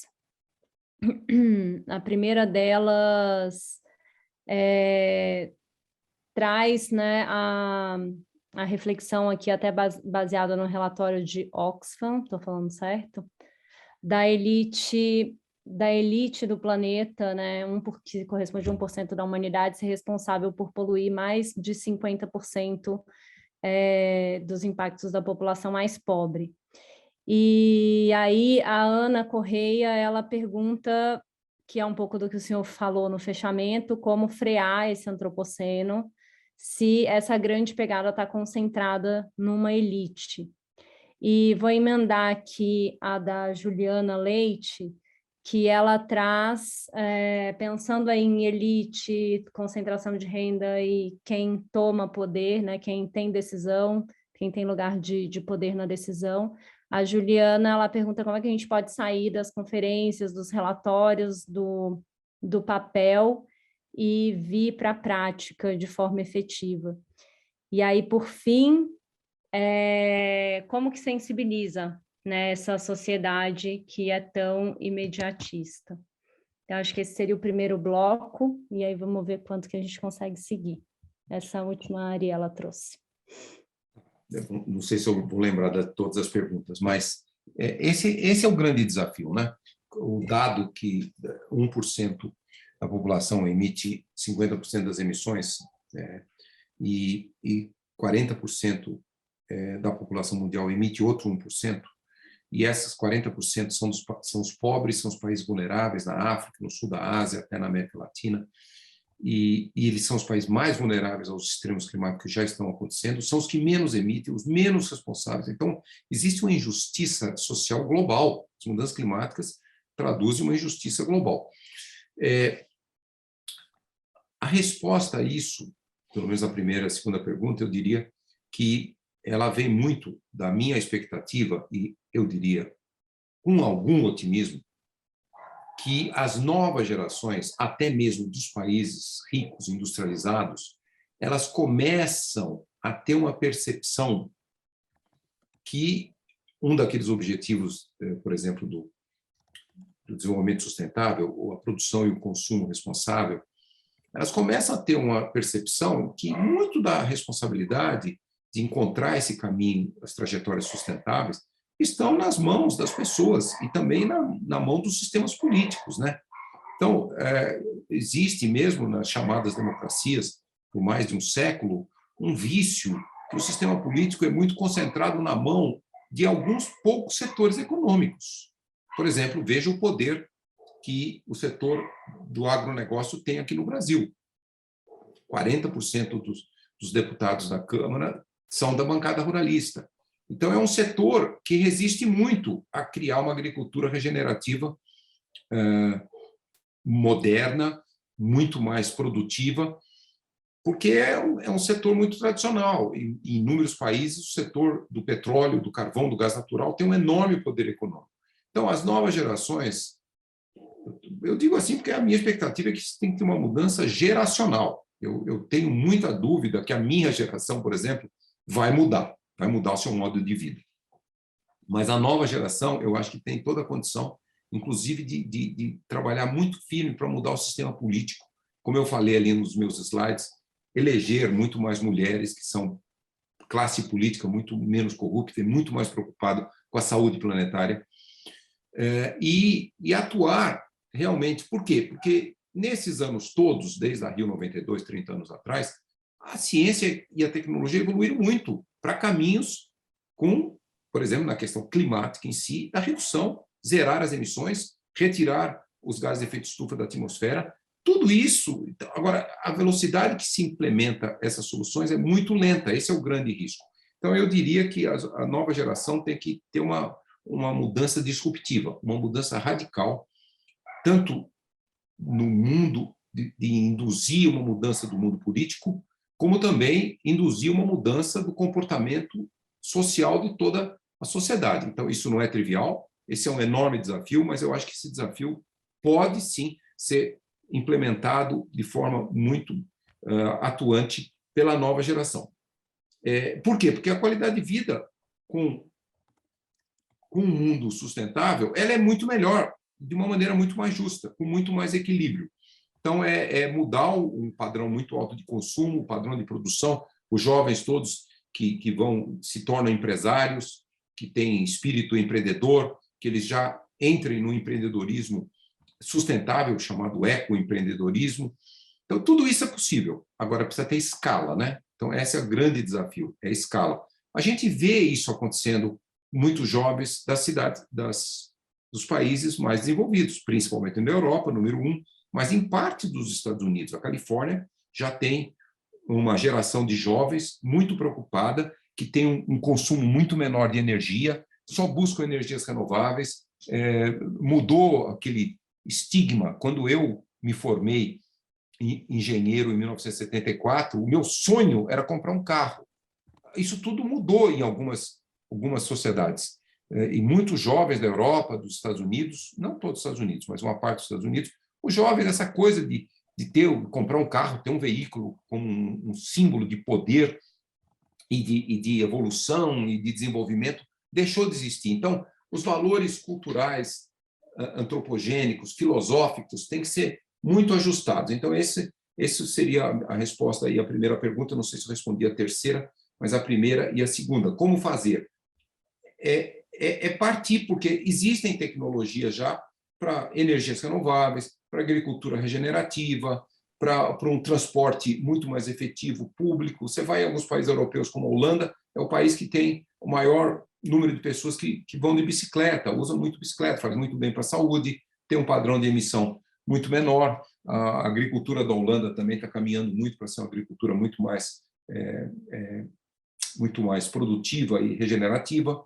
Não é ainda, mas está no caminho. Então, agora nós temos que realmente sair da zona de conforto.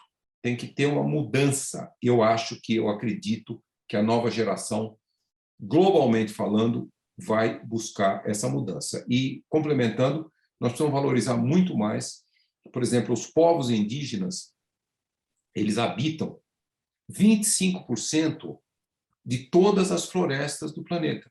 Eles mantêm as florestas, é um valor cultural milenar dos povos indígenas, principalmente aqui na nossa Amazônia, na Mata Atlântica, no Cerrado. Então, nós temos que dar muito mais valor. Nós quase que exterminamos aí os indígenas, chegaram a ser 50 mil só no Brasil, nos anos 40. Hoje nós já temos aí uns 900 mil indígenas, mas nós temos que valorizar muito mais esse valor cultural, globalmente falando, que eles estão em 25% das áreas aí de florestas do planeta. Esse é um outro valor que as novas gerações têm que dar. Todos têm que dar. Eu não quero dizer que a minha geração não tem que valorizar, lógico, mas eu só digo que é mais provável que as novas gerações enxerguem também os povos indígenas, as populações tradicionais locais, que mantêm todos os ecossistemas funcionando, um valor cultural muito maior. Então, esse é um outro desafio também. Legal, obrigada. Acho que para fechar aqui, uma pergunta, olhando para isso que o senhor trouxe, né, da gente empoderar a nova geração, de criar esses novos valores, né, para valorizar os povos indígenas, comunidades tradicionais. O que poderia ser uma postura, né, para esse educador? Que postura poderíamos assumir diante desse contexto e onde que o senhor encontra esperança para acreditar que a gente vai conseguir passar por esse desafio em termos de população mundial? Olha, eu acho que na questão educacional é muito importante, né? Eu me lembro que, quando eu estudei, década de 50, o ensino fundamental, eu estudei na cidade de São Paulo. Naquela época, os livros de história colocavam os bandeirantes como heróis. E eu aprendi aquilo. Eu me lembro que a minha professora nos levou para visitar uma casa lá num bairro de São Paulo que tinha sido habitado lá no século XVI. A primeira casa que os bandeirantes fizeram ali era o centro de onde eles partiam para aquela conquista do território brasileiro. E, nossa senhora, os bandeirantes, eles eram, durante 2, 3 séculos, eles foram equivalentes aos garimpeiros na terra Yanomami de hoje, no Munduruku. Eles eram assassinos, eles matavam, eles transmitiam as doenças que quase exterminaram todos os indígenas. Então a gente tem que mudar muito o valor cultural, né? Na cidade de São Paulo, onde fica o governador, chama Palácio dos Bandeirantes. Então, eu acho que o sistema educacional tem que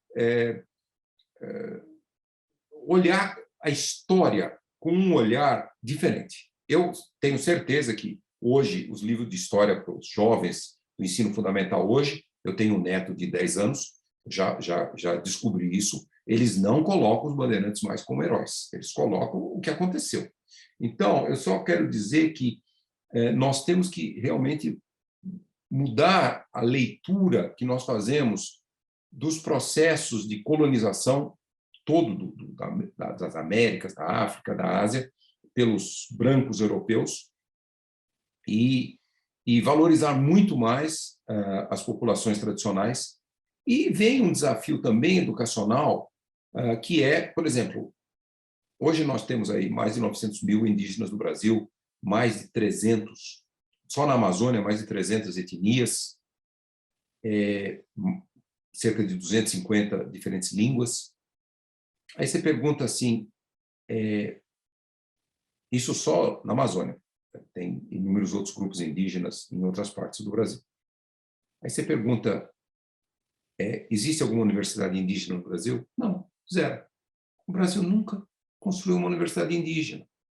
Então, o Equador tem uma universidade indígena, o Peru tem outra, a Colômbia tem outra, o Brasil não, a Filipinas tem, Indonésia tem, Indonésia é o lugar com mais etnias, tem mais de 1.200 diferentes etnias indígenas, e todas, muitos desses países ameaçadas como aqui da América do Sul. Então, um pouco do sistema educacional que eu me questiono é por que o sistema educacional não valorizou um pouco mais, ou pelo menos trouxe ao conhecimento dos estudantes, das crianças, um pouco dos conhecimentos dos povos originários e também dos povos que vieram da Europa ou da África e que se associaram com os povos originários, e como os quilombolas, como as populações ribeirinhas lá da Amazônia, e eles acabaram incorporando os hábitos de manter a floresta em pé na Amazônia dos indígenas. Então, eu acho que esse é um desafio que eu coloco para o sistema educacional. Valorizar mais os conhecimentos tradicionais, não partir do princípio que o nosso conhecimento, que vem da ciência moderna, ele é, por definição, 1 milhão de vezes superior aos conhecimentos tradicionais dos indígenas. Eu acho que não. Eu acho que existe muito espaço para uma combinação das diferentes formas de conhecimento. E seria muito bom valorizar os conhecimentos dos povos originários já desde o início do sistema educacional. Eu não sou uma pessoa que interage diariamente com o sistema educacional, então eu não posso dizer para vocês o quanto que isso acontece, mas eu acho que esse é certamente um desafio que nós temos que vencer. Eu fui co-presidente, eu sou co-presidente do chamado Painel Científico da Amazônia, para a Amazônia. Nós pusemos 240 cientistas juntos, 7 eram cientistas indígenas, produzimos o primeiro relatório científico sobre a Amazônia, lançamos durante a COP26 em Glasgow, em novembro, e esse relatório conclui que não só nós temos que zerar o desmatamento, a degradação, os incêndios, para salvar a Amazônia, como eu falei, a Amazônia está do lado aí de um ponto de não retorno, está na beira do precipício, mas nós temos que valorizar muito mais os conhecimentos, e há vários capítulos nesse relatório que eles, se vocês quiserem encontrar o relatório, é www.amazoniaquequeremos.org. www.amazoniaquequeremos.org. Nós estamos acabando a tradução para o espanhol e para o português. No site tem o livro em inglês, mas já as mensagens-chave já tem em português, espanhol e inglês. Mas nós estamos acabando a tradução, são 1.250 páginas. E esse relatório ele conclui muito, valoriza muito a evolução antropológica dos indígenas. Eles chegaram na Amazônia 12 mil anos atrás. Cerca de 6 mil anos atrás, eles já tinham desenvolvido uma agricultura indígena muito científica, que eles melhoravam muito a fertilidade do paupérrimo solo da Amazônia, é paupérrimo, tem pouquíssimos nutrientes, e eles também desenvolveram sistemas agroecológicos. Por que tem tanto açaí na Amazônia? Porque eles foram desenvolvendo sistemas agroecológicos de produtos da floresta que eles consumiam, por exemplo, cacau e inúmeros outros produtos. Então, é muito conhecimento que existe. Então, nesse painel científico para a Amazônia, nós estamos valorizando muito e esse enorme desafio, como combinar os conhecimentos científicos, as inovações tecnológicas da nossa sociedade com os conhecimentos dos povos originários e das comunidades locais. Então, esse eu também deixo para vocês da Pedagogia para a Liberdade, como realmente a construção da liberdade tem que ser liberdade para todos os povos do planeta. E também, e principalmente, para os povos indígenas, que mantêm 25% das florestas. Muito bom, maravilhoso. Muito obrigada. Gente, tá até difícil deixar umas últimas palavras aqui. A gente vai começando a noite aí, adentrando um mundo duro de encarar, né? Mas acho que, não sei vocês, mas estamos fechando esse encontro aqui com a energia lá em cima. A ideia, como alguns colocaram aqui no bate-papo, é que encontros como esse possam alimentar a nossa esperança, a nossa razão de levantar todos os dias e poder fazer a diferença nas nossas vidas e nas vidas ao nosso redor. Então, professor Carlos Nobre, muito, muito grata mais uma vez pela sua presença aqui. Temos muitas conexões para fazer durante as nossas outras aulas.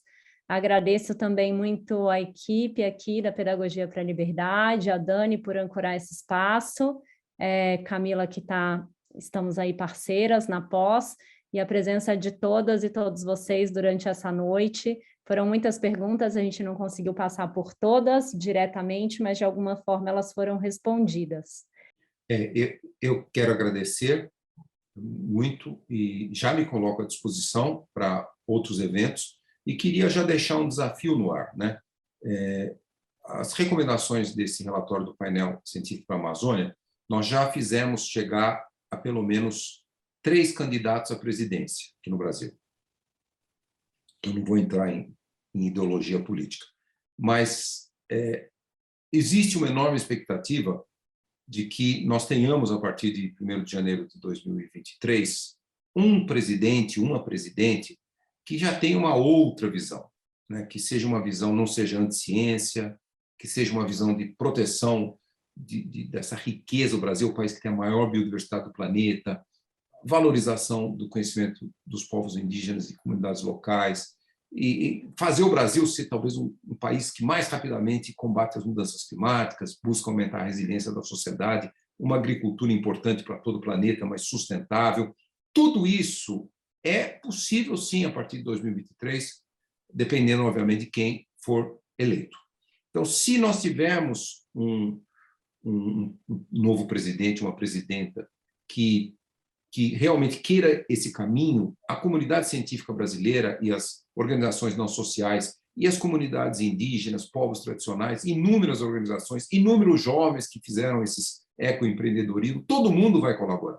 Então, se isso acontecer, então valeria a pena a gente se reunir daqui a um ano para a gente fazer uma avaliação de o que o Brasil estaria, para que direção que o Brasil já estaria começando a sinalizar e que essa sinalização também representa para o setor educacional, né? A Pedagogia para a Liberdade.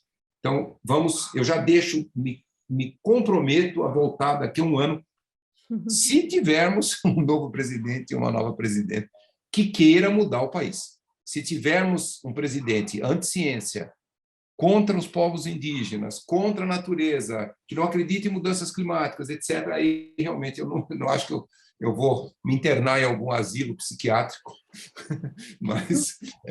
mas então vamos torcer para melhorar o Brasil e todos os jovens, por favor, votem em bons candidatos.